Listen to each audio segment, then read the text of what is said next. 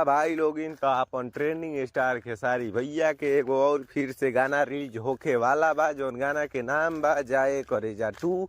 और ई गाना ई शूटिंग हो गईल बा। गाना एकदम super duper hit and blockbuster बा। काहे कि ई गाना के आज या कल कभी भी पोस्टर छूट सकता और कंपनी वाला से बात भइल बा, कल राते ही बातें भइल बा कि गाना छूटी 14 तारीख के सुबह में 7 बजे।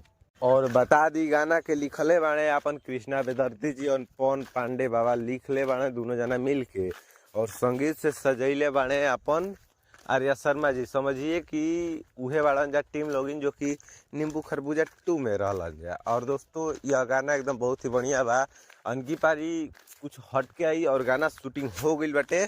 और गाना गईले बाने खेसारी भैया और डुएट तो गाना हिला ही नहीं खे। और गाना एकदम बहुत ही बढ़िया बाटे। आप सभी लोग सुनम जा जरूर। और वेस्ट भोजपुरी के यूट्यूब चैनल के सब्सक्राइब करी जा, शेयर करी जा।